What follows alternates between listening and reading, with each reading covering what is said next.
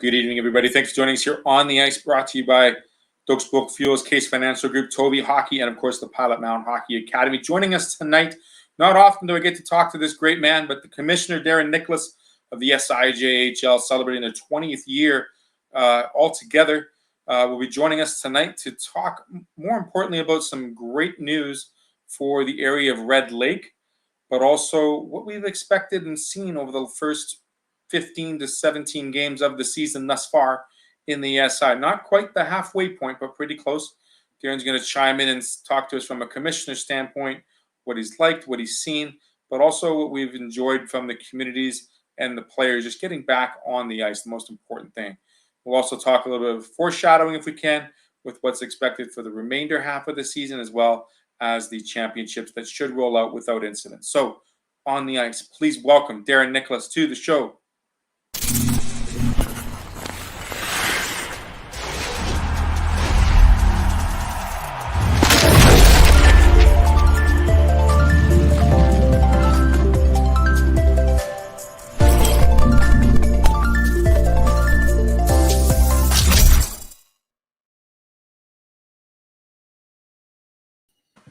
As mentioned, joining me tonight, Darren Nicholas, the SIJHL Commissioner. Darren, good evening. Thanks for joining us.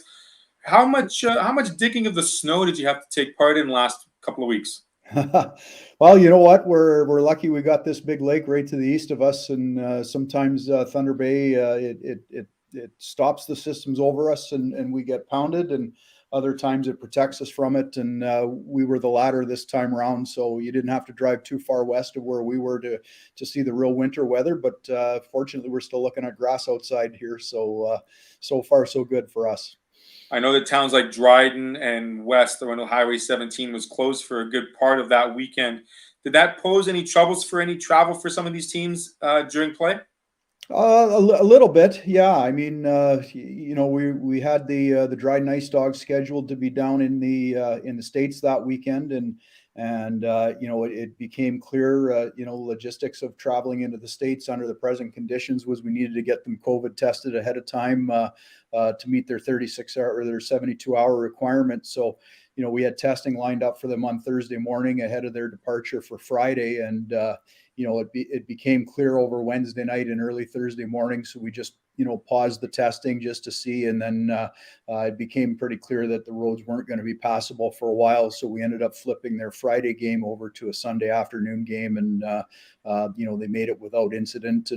And we had Cam River out of Thunder Bay scheduled to play in Dryden that Friday night. And they actually left on Friday afternoon for the game in Fort Francis. Sorry, they were playing, and you know, they left. The road was still closed when they left, but there was you know, speculation that it would be opening up, and we got the confirmation that it had opened. You know, just shortly after they departed. So we always leave that call ultimately to the you know, to the teams and the bus drivers. Certainly, we don't want to put anybody in harm's way. So if there's any question as to, you know, the ability to safely arrive, that's certainly not coming down from a league level. That's made at the team level, and there's really no questions asked. If you know, if they put their hand up and say we don't think it's safe, then it's not safe. No doubt. The bus trip is one of the highlights of junior hockey.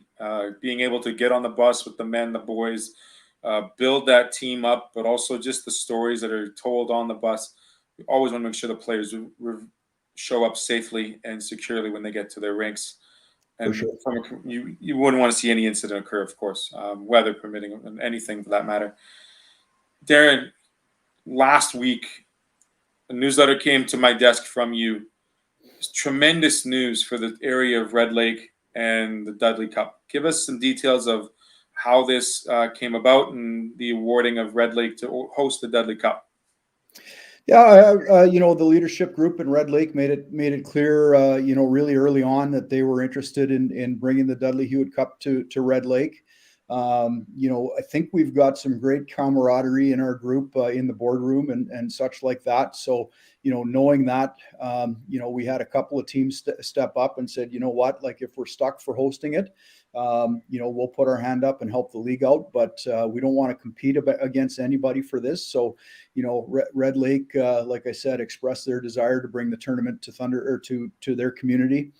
really early on, and that was sort of the focus. Is can we make it not only a tournament that meets the expectations and meets the requirements there, but can we deliver an experience for the participants and the fans that would exceed what they would expect from a tournament like that. And credit to the Red Lake group, they're awfully eager. It was an exciting time for them last week, and they know the work's just getting started, not finishing. So it's going to be a busy winter getting ready for it, but they'll be up to the task. Okay, let our viewers know, when is the Dudley Cup supposed to be played, and who gets the chance to play in the tournament? Sure. Yeah, the Dudley Hewitt Cup is the Central Canada Junior A Hockey Championships. So in the West, up until now, we would have a 7-game playoff series between the champion of the BC League, the champion of the Alberta League. A similar series would happen between the champions of Alberta and Saskatchewan, and then you get into Central Ontario, which is our league, the SIJHL. It's the Northern Ontario Junior League, and then it's the Ontario Junior Hockey League. So basically, the Dudley Hewitt Cup is played to determine a representative from our 3 leagues to represent us at the national championship tournament. So there's the 3 league champions, and then of course the host team. So it's always a 4-team tournament. You play everybody in a round robin series. The top place finisher in the round robin gets a bye to the finals, and your second and third place finishers have a semifinal chance on Friday night. The winner of that meets up in the finals, and that is held this year. It's a little bit later than usual because the national tournament was actually pushed back towards the end of May. So we're hosting that tournament on May 10th, and the championship game will be on May 14th, 2022. Now, that's quite a bit of difference in between when the SI finishes its season in championship too. Correct me, because usually that happens end of March, middle April.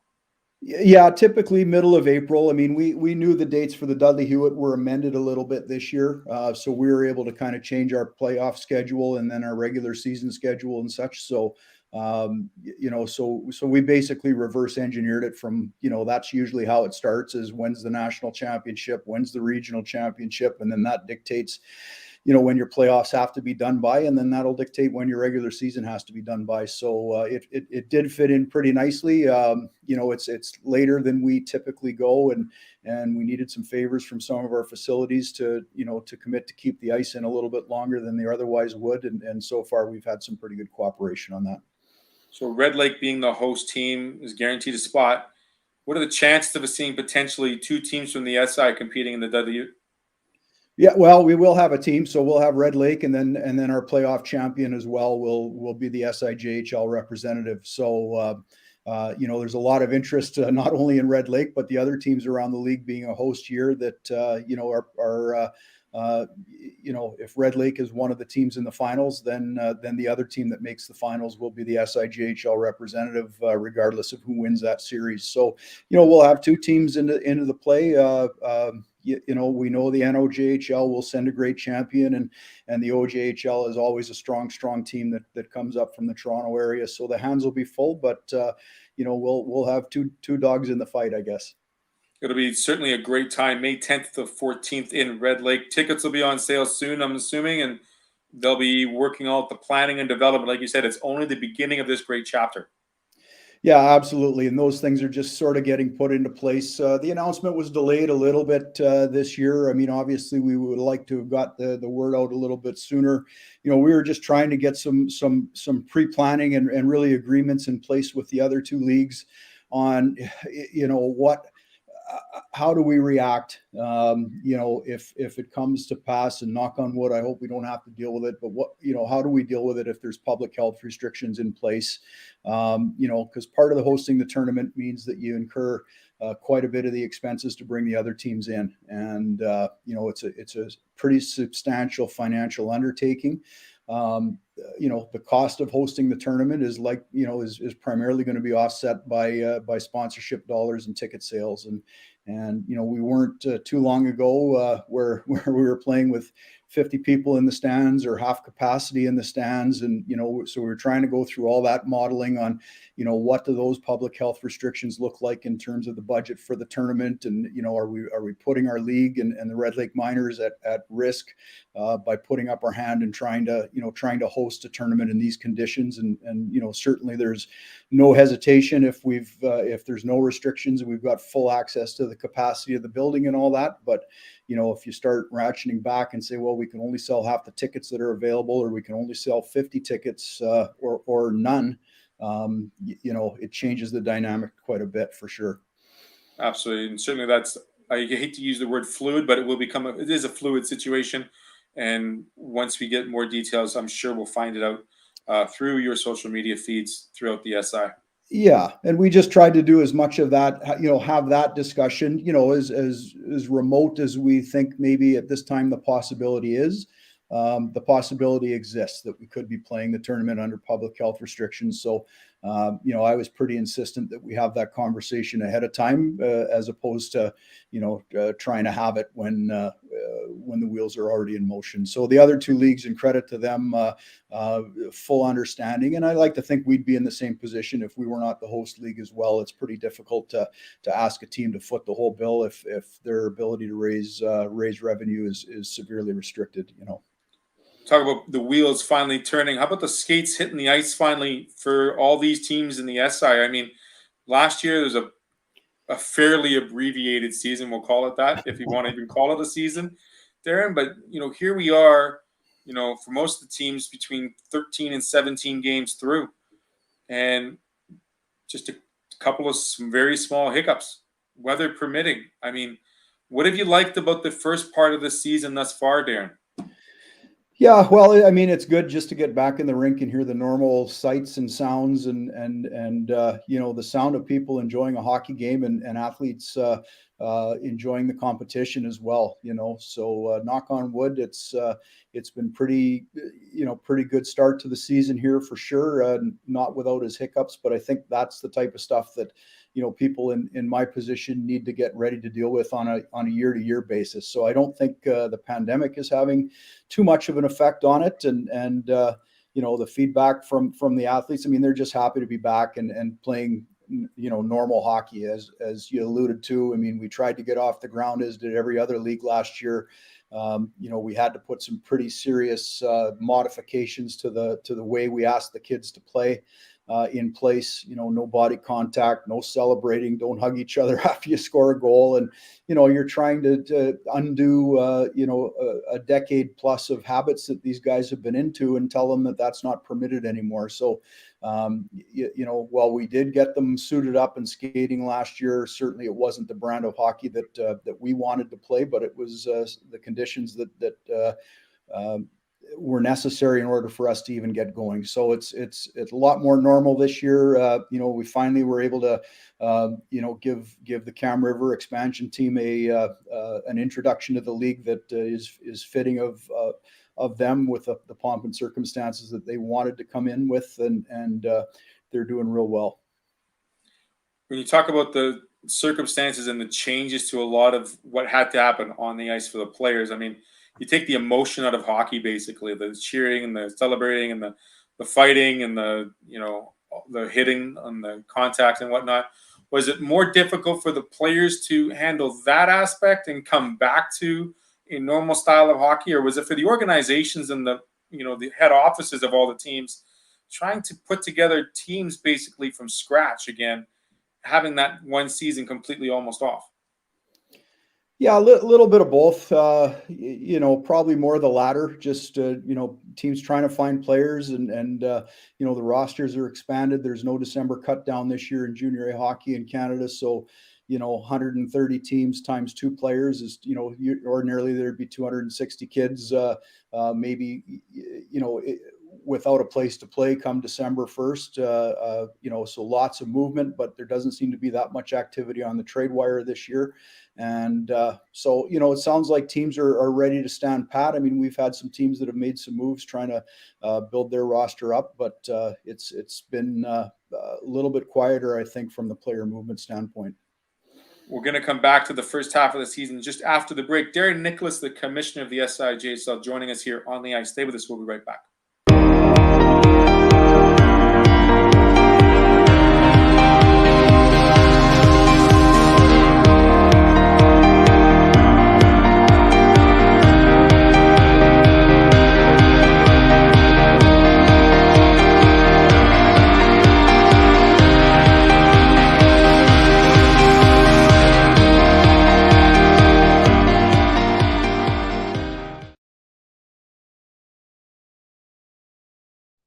Back with Darren Nicholas here, the commissioner of the SIJHL. Just before the break, we talked a little bit about getting the emotion back into the game, getting the organizations fielding the players. Let's talk a little bit more about some of the other mentions that have happened or gone on thus far at the halfway point or near halfway point. Talk to me real quick, Darren, about the percentages and the capacities of the fans in the stands aspect. And have you seen the attendance where you'd expect it to be? Considering the circumstance? Yeah, I think most of our teams are feeding back that attendance is sufficient. A lot of the feedback I'm getting and talking with the other commissioners around is that attendance might be a little bit off of what historical numbers will be. We started here in Canada, anyways, with a limit of 50% capacity, and there was different areas using different math in order to calculate the 50%. But for the most part, our teams were saying that they can make a go of it with the 50%. And then just shortly after we started, I think they announced, up to 100% capacity in Ontario, vaccination mandate. So we have to prove vaccination status every time you enter the rink. But that's the price we pay to get up to 100%. So, we've got some teams that are doing really well. I don't think anybody's really hurting on it. We might have some teams that are off a little bit of what the historical numbers is, and that kind of jives with what's happening with some of the other leagues around the country that I'm hearing. But I think everybody's pretty happy to have their fans back in the rink for sure. The fans, the community must love having their Friday, Saturday night action back in towns.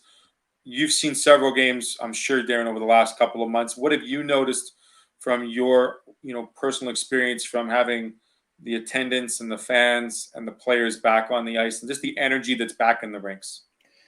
Yeah, just the word that comes to my mind is appreciation. I certainly have an appreciation to be able to walk into a rink and watch a hockey game, and I think the fans would share that as well. And it's almost like you don't understand how much you miss it until it's taken away. And we heard loud and clear over the last year and a half how important our teams are in the communities that we reside in and play out of, and the fans are showing it as well. And there's, I've been fortunate enough to, I think Fort Frances is probably the only Canadian rink that I haven't seen a game in so far. And Thief River in the States, I'm heading down there tomorrow to watch the series between Thief River and Dryden. So, the fans that recognize me in the stands have been very forthright in coming up and expressing their gratitude that hockey's back in their community. And I echo that as well.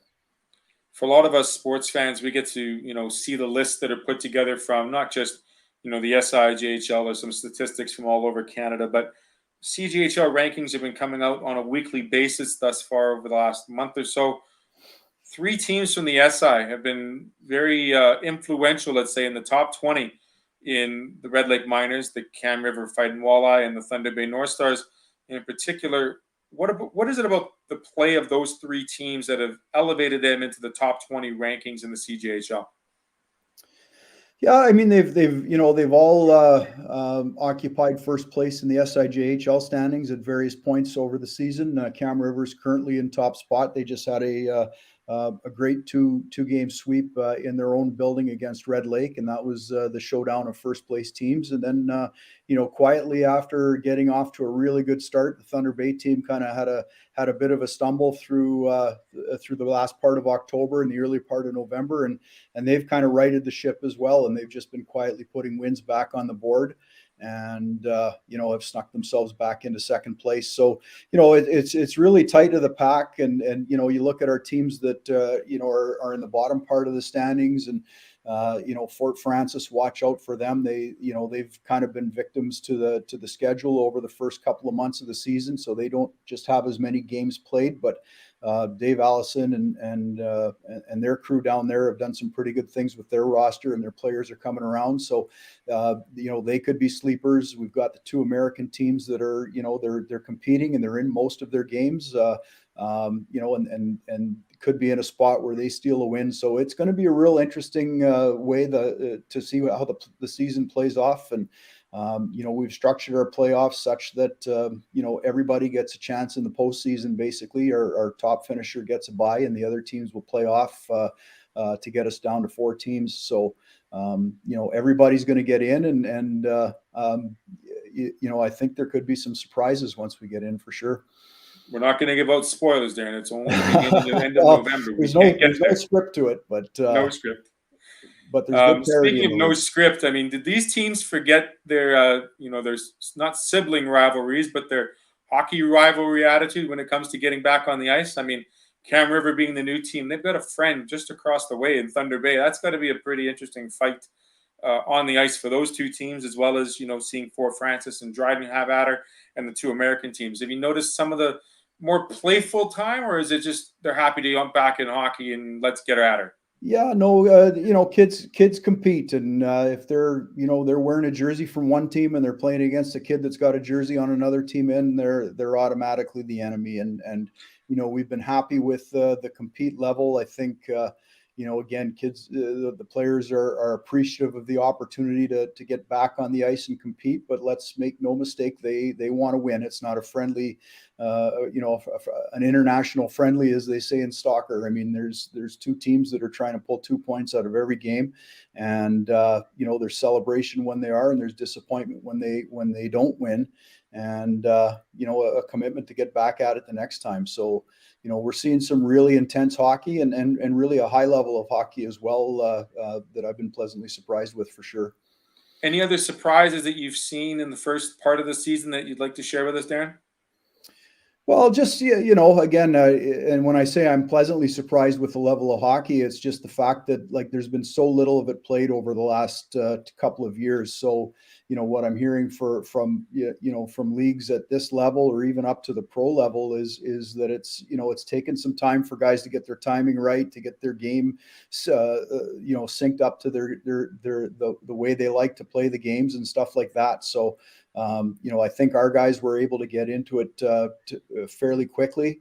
In terms of other surprises, not really. I expected it to be a tight race, and that's what it is. I mean, it wouldn't surprise me if we saw the first place spot flip at least a couple more times here over the course of the rest of the season, and wouldn't surprise me to see some teams that have not kind of put the wins up on the board yet to really go on a run here and move up the standings quickly. And that's kind of the beauty of a league our size, is that if you go on a bit of a heater for a couple of weeks, and you can make some pretty good moves.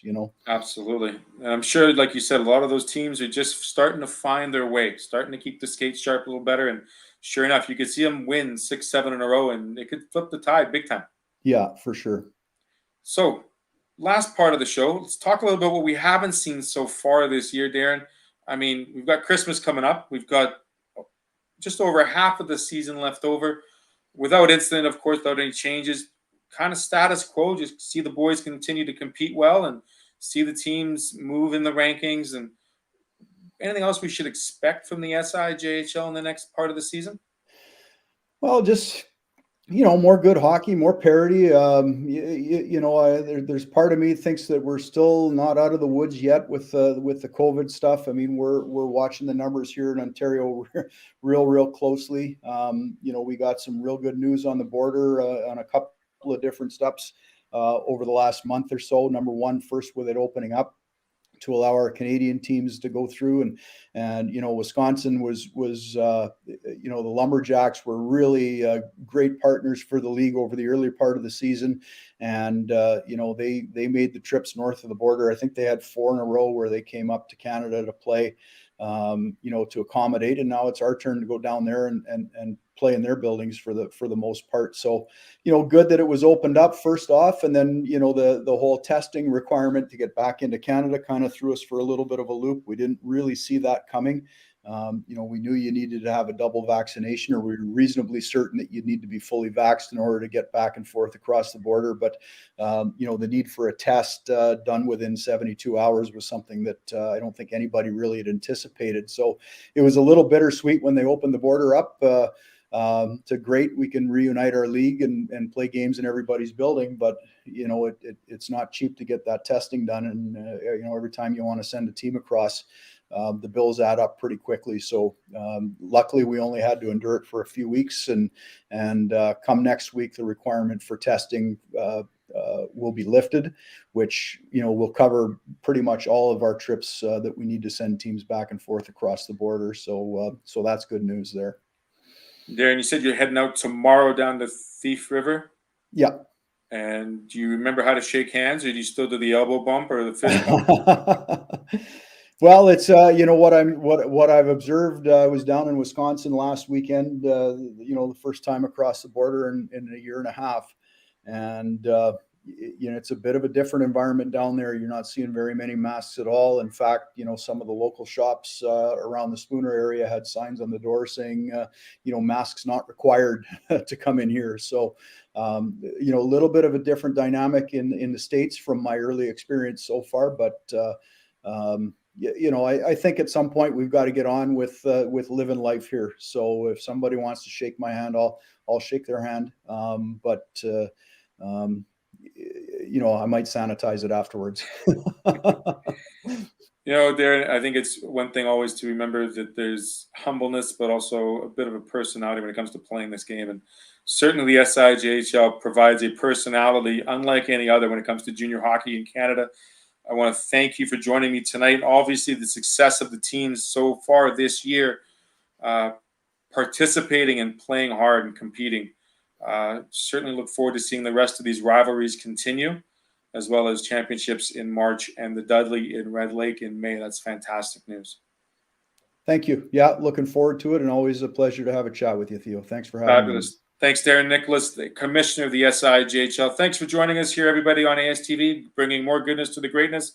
We'll be back on Tuesday and Thursday next week. Happy Thanksgiving to all of our friends south of the border. I know they've got a couple of gobbles and some turduckens, I'm sure, going around. Maybe you grab some leftovers tomorrow, Darren. What do you think?